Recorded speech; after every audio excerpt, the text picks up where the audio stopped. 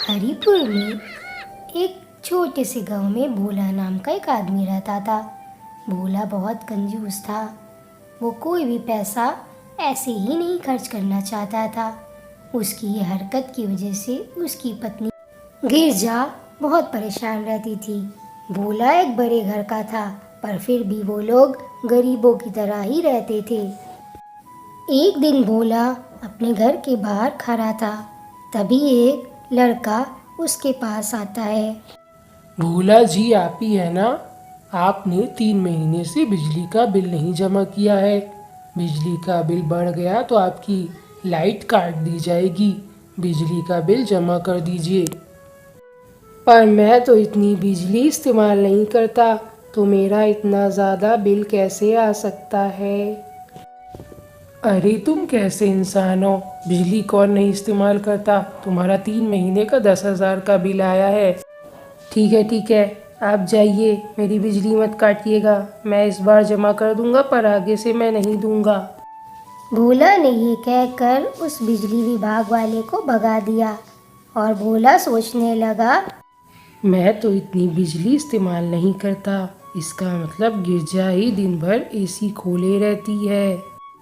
गिरजा, तुम्हें पता है 3 महीने का 10,000 का बिल आया है। दिन में तुम बिजली मत चलाया करो, और एसी भी। ऐसी बिल आएगा तो मैं नहीं दे पाऊंगा। तुम तो जानती हो मुझे ज़्यादा फिजूल खर्च करना पसंद नहीं। अरे इतनी गर्मी में एसी नहीं खोलूंगी तो कब खोलूंगी? और दिन में लाइट नहीं खोलो तो पूरे घर में अंधेरा होता है। वैसे भी कोई खिड़की आपने लगवाई नहीं है, इसलिए मुझे दिन में भी लाइट खोलना पड़ता है। तो दिन में जितनी खिड़कियाँ खुली हैं वही खोल कर काम किया करो, और ज़्यादा बिजली इस्तेमाल मत किया करो। इतना बिल नहीं दे पाऊंगा। ये कहकर भोला ने पूरे घर की लाइट बंद कर दी और वहाँ से गुस्से में चला गया, जिसकी वजह से गिरजा बड़बड़ाने लगी। हे राम, कैसा कंजूस पति है। अब बिजली भी नहीं खोल सकती, कैसे काम करूँगी।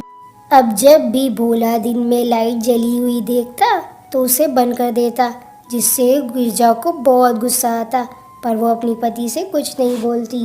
मैंने तुमसे कितनी बार कहा है दिन में बिजली इस्तेमाल ना किया कर।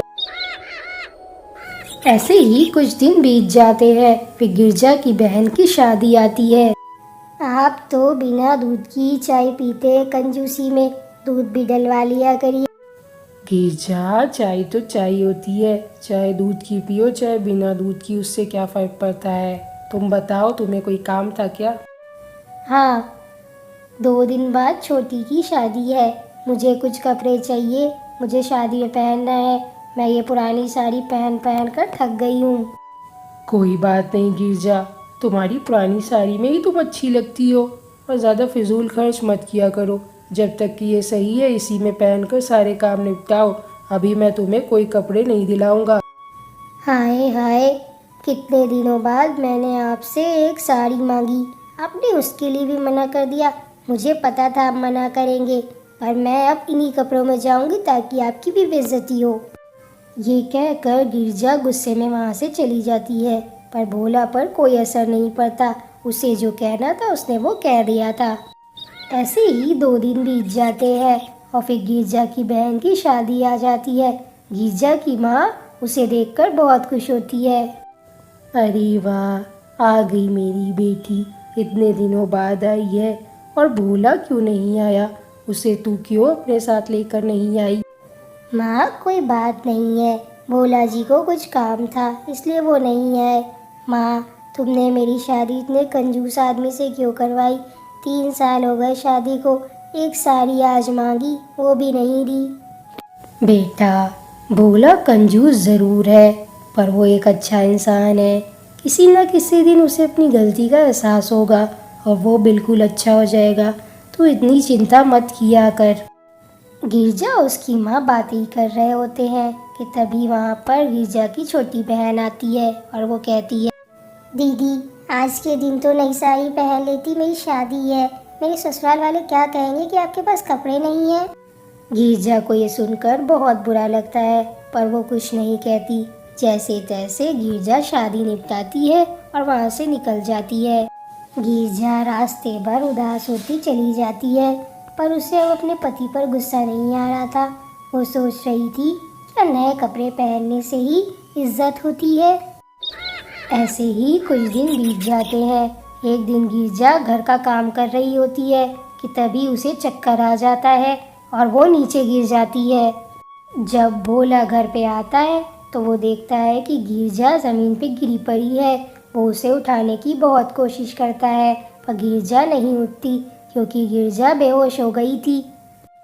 फिर भोला डॉक्टर को घर बुलाता है और गिरजा ठीक हो जाती है। डॉक्टर भोला से कहती है, कोई घबराने की बात नहीं है, तुम्हारी पत्नी माँ बनने वाली है, पर इसे खून की कमी है। इसे अच्छा अच्छा खिलाओ, इसका पूरा ख्याल रखना, और हाँ, कोई कंजूसी मत करना अपनी पत्नी को खिलाने में, नहीं तो इसकी जान को भी खतरा हो सकता है। अपनी शादी के 3 साल बाद भोला ने ये खुशखबरी सुनी थी। भोला ये सुनकर बहुत खुश होता है और गिरजा से कहता है, मुझे माफ़ कर दो, मेरी कंजूसी की वजह से आज तुम्हारी तबीयत खराब हो गई। मैंने तुम्हें कभी कुछ अच्छा नहीं खिलाया, पर आज के बाद तुम अपना पूरा ख्याल रखो। तुम्हें जो भी खाना है तुम खाओ, मैं तुम्हें किसी चीज़ के लिए नहीं रुकूंगा और तुम बिजली भी इस्तेमाल कर सकती हो। उस दिन के बाद से भोला ने कंजूसी करना छोड़ दिया और गिरजा का बहुत अच्छे से ख्याल रखने लगा। ये देखकर अब गिरजा भी खुश रहने लगी।